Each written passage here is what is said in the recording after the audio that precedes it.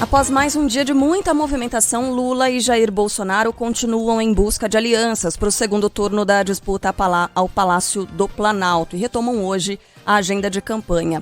Nesta quinta-feira, o petista participa de uma caminhada em São Bernardo do Campo, no ABC Paulista, e o presidente se encontra com empresários em Minas Gerais. Ontem, Lula obteve o apoio de Simone Tebet, candidata do MDB, derrotada no primeiro turno.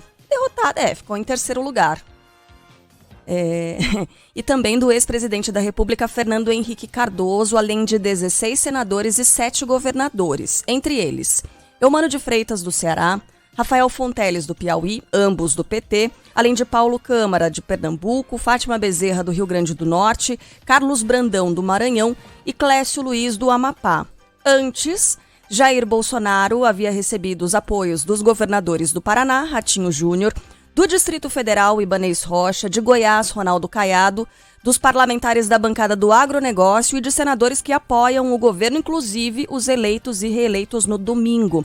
Nacionalmente, o União Brasil, que tinha Soraya Tronic como candidata ao Palácio do Planalto, liberou os diretórios e os filiados. A gente tem mais informações chegando com a reportagem da Band em Brasília. Fala Valteno de Oliveira. Os governadores Ratinho Júnior, do Paraná, e Ibanez Rocha, do Distrito Federal, reeleitos em primeiro turno, foram ao Palácio da Alvorada nessa quarta. Ratinho Júnior disse que a reeleição de Bolsonaro é garantia da continuidade de uma parceria. Essa parceria é uma parceria muito forte, que tem dado bons resultados para o Estado, batendo recorde em geração de emprego da história, segundo o CAGED, o nosso Estado, acompanhando esse crescimento econômico do Brasil, esse crescimento da geração de emprego do país. Mais de 70% dos prefeitos do Paraná vão estar nesse segundo turno dedicados a ajudar nessa eleição. O governador do Paraná é do PSD, partido de Gilberto Kassab, que em São Paulo apoia Tarcísio de Freitas, candidato ao governo, com o apoio de Bolsonaro. Quero agradecer o apoio do governador Ratinho, um estado importantíssimo da nossa federação. A nossa parceria começou a existir desde quando tomamos posse.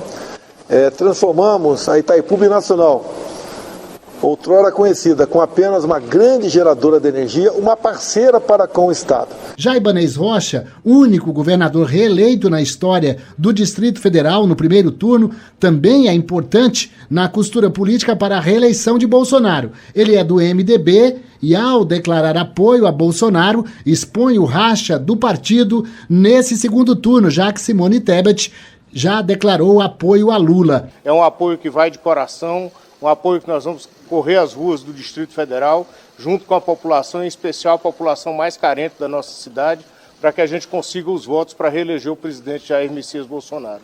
Então pode contar conosco, essa parceria é uma parceria efetiva e nós vamos trabalhar muito para reeleger o senhor. Mesmo não vindo a Brasília, o governador Ronaldo Caiado, do União Brasil, reeleito em Goiás, também declarou apoio ao presidente Jair Bolsonaro.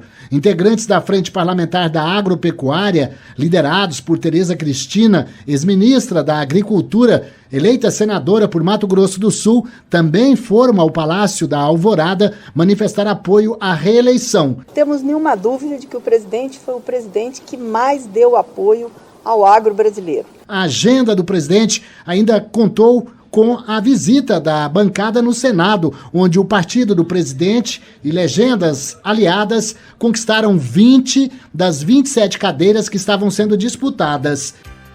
Mais tarde, em live na internet, o presidente fez um apelo aos eleitores. Agora não tem mais terceira via. Eu é o Lula. Eu sei que escolha qual o melhor, qual o menos ruim, mas por favor, não se omita. E falou sobre o vídeo polêmico circulando nas redes sociais em que aparece em uma loja da maçonaria. Eu acho que foi a única vez que eu fui na loja maçom. Eu era candidato a presidente, pouca gente sabia. E um colega falou, vamos lá. Eu fui lá na loja, eu acho que foi aqui em Brasília, fui muito bem recebido, me trataram bem. E eu sou o presidente de todos. Na campanha de Lula, a expectativa é pela transferência de votos de Simone Tebet no segundo turno. Os detalhes com Caian Messina. O apoio da terceira colocada na disputa presidencial foi fechado depois de um almoço na casa da também MDBista e ex-petista Marta Suplicy. A declaração veio depois, em um hotel. O que está em jogo é muito maior do que cada um de nós. Ainda que mantenha as críticas que fiz ao candidato Luiz Inácio Lula da Silva, em especial nos seus últimos dias de campanha, quando cometeu o erro de chamar para si o voto útil, que é legítimo, mas sem apresentar suas propostas concretas para os reais problemas do Brasil, depositarei nele o meu voto, porque reconheço o seu compromisso com a democracia e a Constituição, o que desconheço no atual presidente. A conversa com Lula foi em tom amistoso, intermediada pela mulher do ex-presidente, a socióloga Janja, e pelo candidato a vice Geraldo Alckmin. A senadora disse que o apoio é programático e que entregou sugestões ao plano de governo de Lula. Meu apoio não será por adesão. Meu apoio é para um Brasil que sonho ser de todos, inclusivo, generoso, sem fome e sem miséria, com educação e saúde de qualidade, com desenvolvimento sustentável.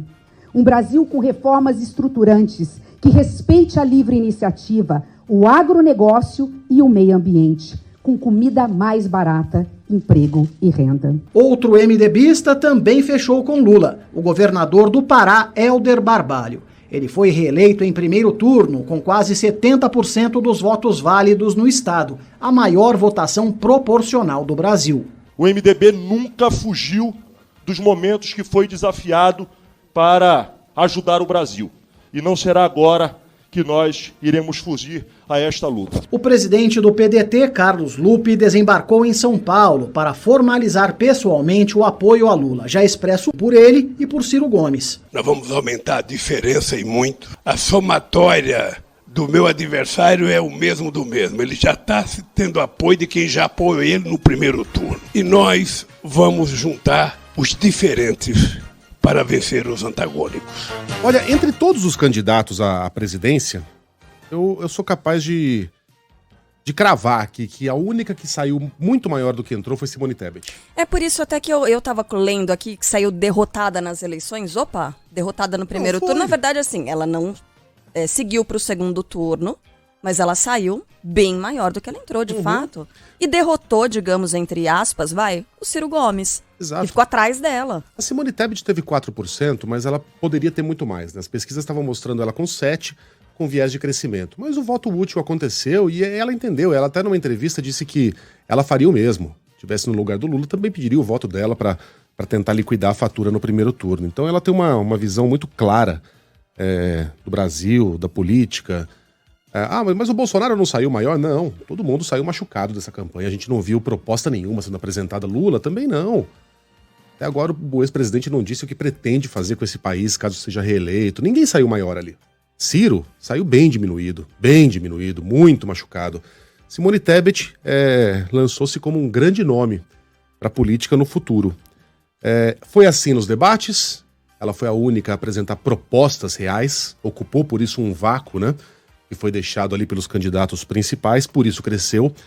E agora, nesse pós-eleição, em que a gente viu tantos apoios, alguns programáticos, outros ideológicos, outros difíceis até de explicar, como o de Rodrigo Garcia, governador de São Paulo, que acabou a eleição, saiu correndo para Brasília, com a língua de fora, para apoiar o presidente incondicionalmente. Simone Tebet disse que apoiaria sim Lula, mas impôs condições que não entram no campo do carguinho, da ocupação de ministérios, de estatais. Não, ela tem tais propostas aqui para o Brasil. São propostas perfeitamente razoáveis. Ela não ia fazer uma proposta totalmente liberal, porque o PT não abraçaria esse conteúdo. Mas apoio ao agronegócio, responsabilidade fiscal, e mais, um corpo ministerial mais diverso, com mais mulheres, com mais negros, enfim, tudo extremamente razoável e factível. Aguardemos aí o posicionamento do PT, mas é bom, eventualmente, a gente descobrir que ainda há políticos que fazem a política com P maiúsculo. E não a política do troca-troca. Carguinho, eu te apoio aqui, você me garante ali.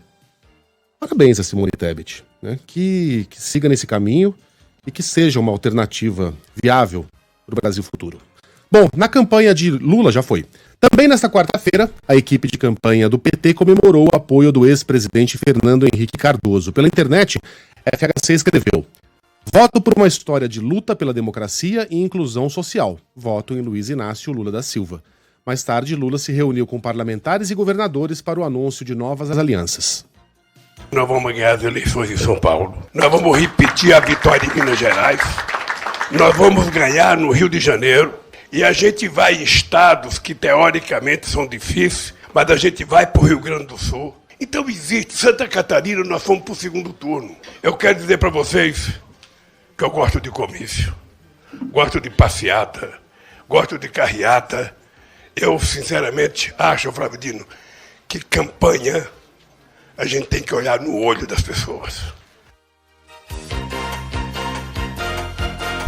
Na primeira pesquisa do segundo turno da disputa ao Palácio do Planalto, Lula aparece com 8 pontos de vantagem sobre Jair Bolsonaro. O levantamento foi divulgado ontem pelo IPEC e traz o petista com 51% das intenções de voto contra 43% do presidente, que tenta a reeleição pelo PL. Brancos e nulos somam 4% e 2% não responderam. Considerando apenas os votos válidos, excluindo brancos e nulos, Lula atinge 55% e Jair Bolsonaro 45%. No primeiro turno, o petista obteve 48,4% dos votos e o presidente 43,2%, de acordo com dados fechados do Tribunal Superior Eleitoral. Entre os eleitores, ainda segundo a pesquisa, essa mais recente, 92% afirmam estar totalmente decididos sobre o voto, ou seja, 8% ainda podem mudar de opinião. O IPEC ouviu 2.000 pessoas entre os dias 3 e 5 de outubro em 129 cidades brasileiras. A margem de erro é de 2 pontos percentuais para mais ou para menos. O levantamento foi registrado no TSE sob o número BR 02736/2022. Tava com saudade, né? Morrendo. Aliás, é amanhã, né, que a gente vai ter de volta a propaganda. Sexta-feira, isso, amanhã. Amanhã. Já. 20 já minutos. amanhã. 20 minutos em São Paulo. Para os lugares onde há segundo turno isso. são 20 minutos. Onde não tem segundo turno... 10 minutos. 10 minutos. E aí, como é que vai ser, então? Ah, não, aí o pessoal volta a colar com a gente, né? Isso. Aqueles lugares onde não há o segundo turno, às 7h10, o pessoal volta a se reunir aqui. A gente vai dar 3 bons dias. Eu tava aqui pensando, falei, nossa, então o pessoal de BH, de Brasília, né? Das praças que compõem a Band News Rio. FM, que já tem o Rio, o Espírito Santo... eles vão seguir com a programação local e tal, mas é isso mesmo? Isso, eles têm uma programação local nesse horário, daí depois eles se unem a gente, enfim. Vai ser diferente quando a gente tem uma rede tão ampla assim, né, em lugares onde há definição já em primeiro turno, definição de segundo turno, então dá uma mexida no relógio, mas enfim. Fique ligado, seja como for, se você quiser, aqui no nosso canal do YouTube, Rádio Band News FM, no aplicativo, no nosso site, redes sociais, porque assim você não perde absolutamente nada das notícias do Brasil e também, claro, as notícias da sua região. Daqui a pouquinho, Carla, você trouxe aqui os números da pesquisa IPEC, né?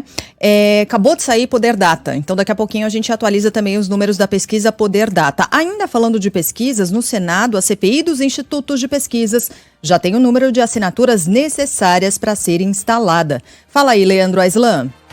O requerimento que pede a abertura de uma comissão parlamentar de inquérito para investigar as pesquisas de intenção de voto deve ser apresentado nesta quinta-feira ao presidente do Senado, Rodrigo Pacheco. O documento já conta com mais de 27 assinaturas de senadores, número mínimo para instalar uma comissão. Os parlamentares aliados ao presidente Jair Bolsonaro querem a investigação do sistema e dos modelos adotados pelos institutos após o resultado das eleições apresentar números diferentes aos apontados por algumas pesquisas.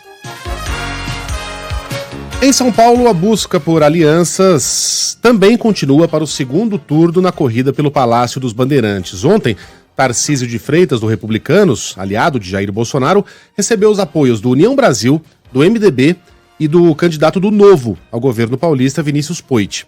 Fernando Haddad, do PT, que ficou atrás do adversário no primeiro turno, obteve o apoio do PDT em uma reunião que não contou com a presença do candidato do partido em São Paulo, Elvis César.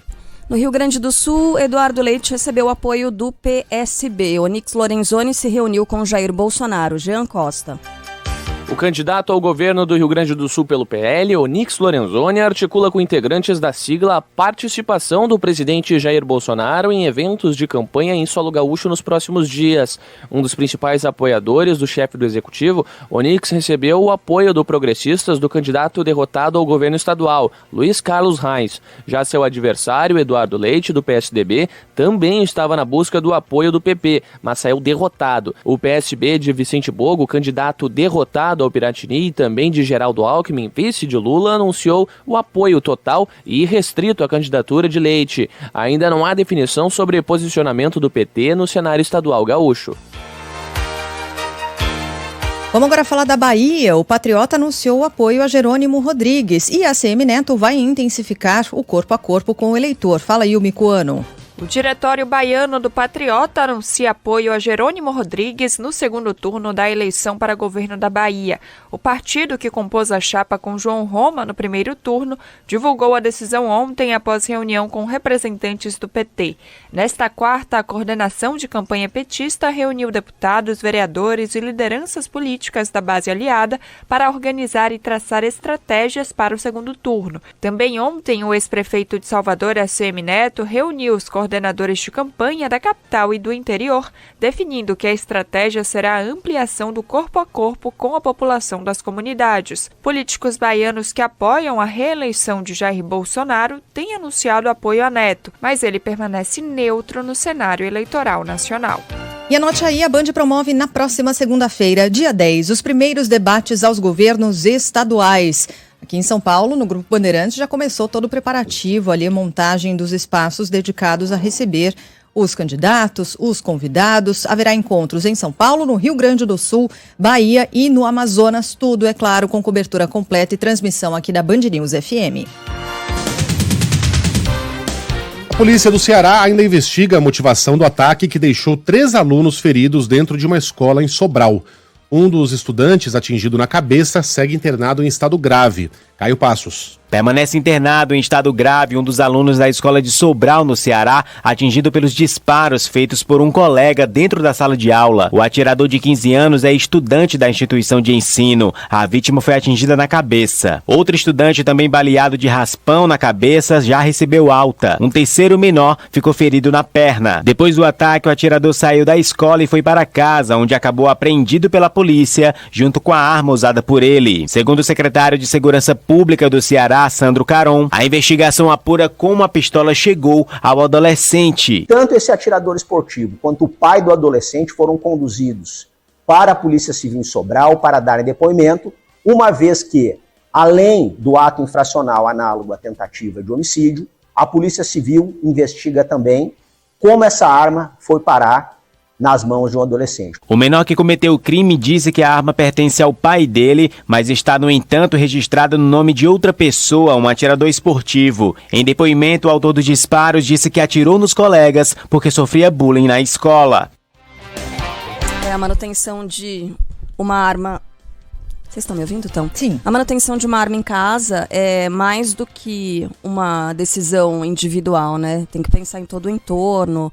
Se tem criança, se tem adolescente vivendo no mesmo ambiente, é impossível ter controle daquilo. Você tem que manter o máximo possível de controle ali à sua disposição. Mantém local fechado, com acesso, claro que restrito, mas aí por meio de chave, alguma coisa assim. Porque manter uma arma escondida em casa, é óbvio que criança e adolescente, eles fuçam em tudo enquanto a gente não tá vendo, não tá olhando. A gente fazia isso quando era criança, a gente sabe muito bem.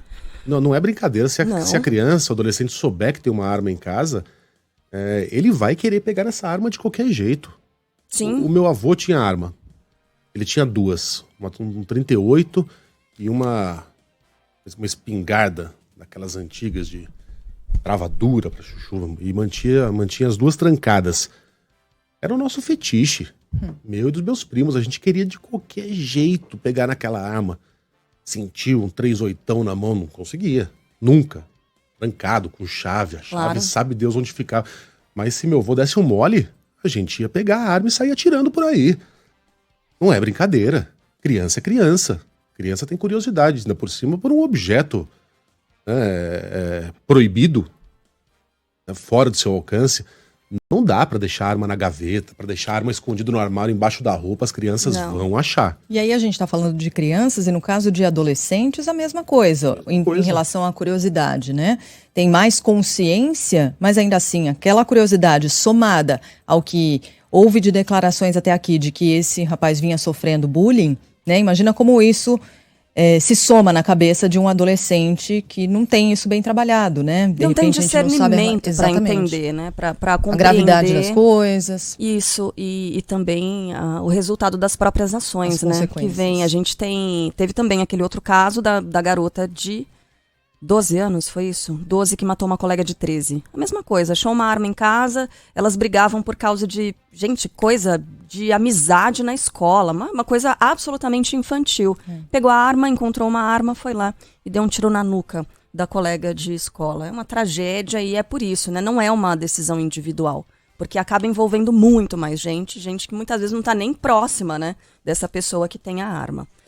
Bom, a gente vai para o Paraná agora para falar sobre os casos de síndrome respiratória que crescem no estado. O Ângelo Sfaier tem mais informações. Com um aumento de 11% em uma semana nos casos de síndromes respiratórias agudas graves, a Prefeitura de Curitiba faz um alerta para os baixos índices de vacinação. Menos da metade do público-alvo acessou a vacina que protege contra o vírus influenza. O aumento na procura por atendimentos é esperado na primavera. Na comparação com o mês anterior, os casos avançaram 36%. Apesar disso, as autoridades esclarecem que não há relação direta com a Covid-19 e que os números ainda não refletem em mais internações ou óbitos. Em São Paulo, os casos de gripe avançam entre as crianças. Fala, Reni Ravanelli. A Secretaria Municipal de Saúde afirma que não há um surto generalizado de gripe na cidade. Os casos de síndrome respiratória aguda grave causada pelo vírus influenza vêm aumentando especialmente entre as crianças. Na faixa etária de 0 a 9 anos, neste ano,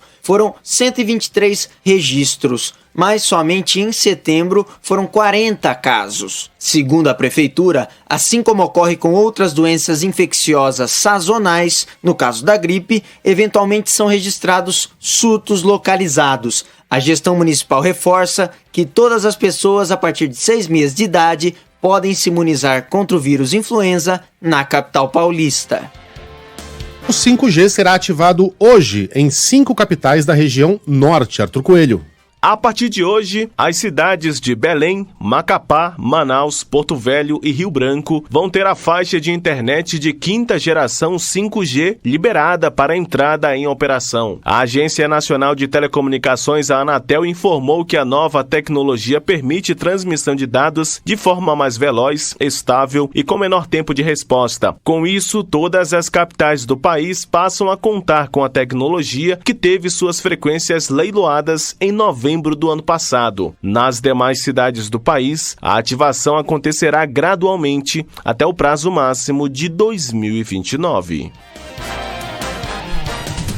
Um ex-policial abre fogo em uma creche e mata 34 pessoas na Tailândia. Entre as vítimas está o próprio filho do atirador, além de outras 21 crianças. A Larissa Alves vai trazer mais informações. Ao menos 22 crianças e 12 adultos morrem após um homem atacar uma creche a tiros na Tailândia. Entre as vítimas, havia crianças de 2 anos. Uma professora grávida de 8 meses também foi baleada. O atirador é um ex-policial que estava afastado das funções por envolvimento com drogas. Há apenas alguns dias, ele havia comparecido a um tribunal local para responder por uso e posse de narcóticos. Segundo a polícia local, o atirador buscava pelo filho na creche e, ao não achá-lo, disparou sobre as pessoas que estavam no local. Após o massacre, o assassino, identificado como Pania Kanhab, voltou para casa, matou a mulher, o filho e depois se matou. Ainda não se sabe o que teria motivado o ataque. Apesar desse tipo de caso ser raro na Tailândia, em 2020 um soldado matou pelo menos 29 pessoas em uma série de atentados pelo país.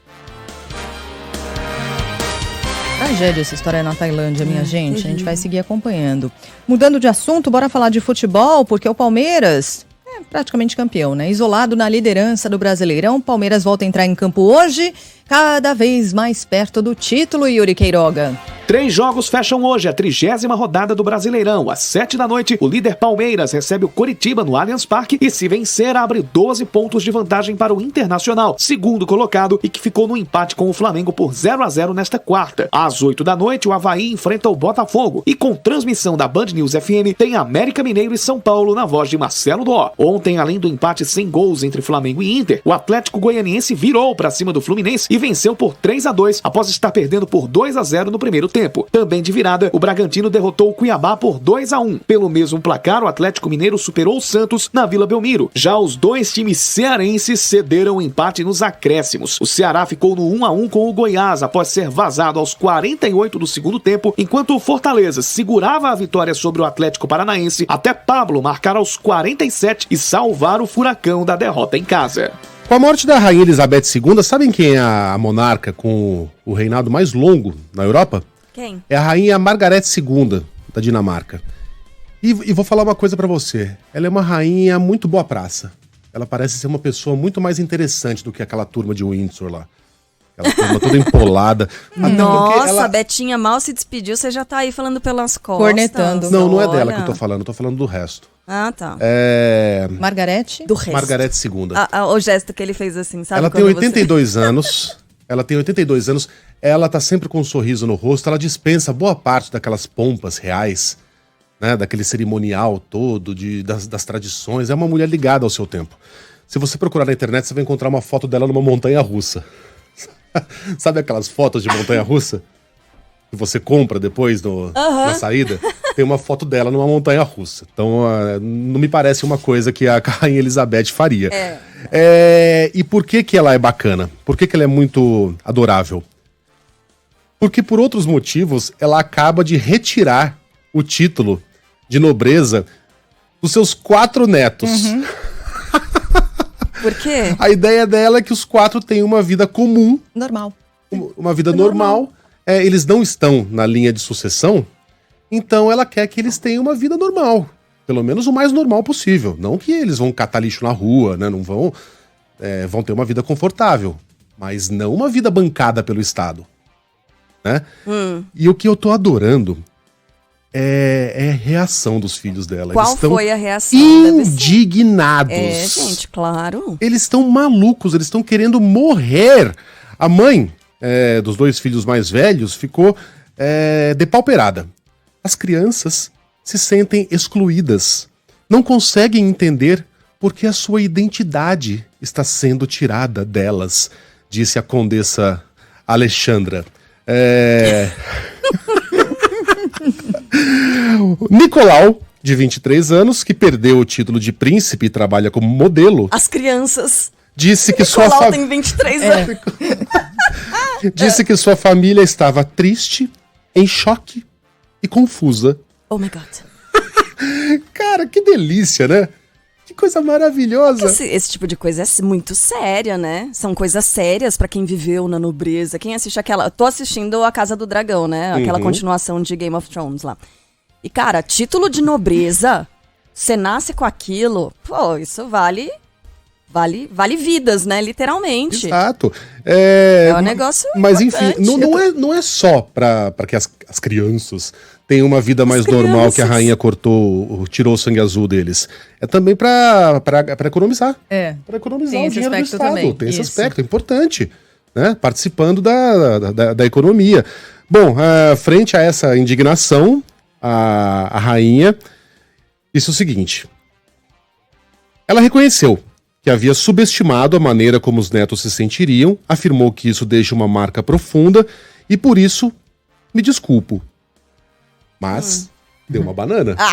Tudo bem, me desculpe, vocês estão tristinhos. Desculpa, mas é isso mesmo, vocês ouviram. Mas é isso aí. Vai trabalhar, vagabundo, que delícia, né? Gente, eu tava lendo a nota oficial, e a nota oficial cheia de pompa, mas é assim, Sua Majestade, a Rainha, deseja criar um marco no qual os 4 netos possam moldar suas próprias vidas sem serem limitados pelas obrigações particulares que uma afiliação formal à Casa Real implica. É isso. Bom, né? Qual que é o nome do modelo? Nicolau. Nicolau Esperança. Nicolai, não é? Nicolau.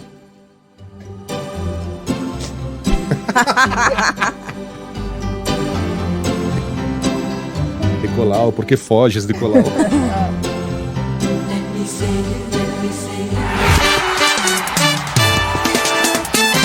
Futebol, com Milton Neves. Oferecimento Perdigão. Manda brasa com Perdigão na brasa. Casa do Construtor. Aluguel de equipamentos. Ligue 0800 200 0217. E Sicredi. Conheça a primeira instituição financeira cooperativa do Brasil. Sicredi. Gente que coopera, cresce.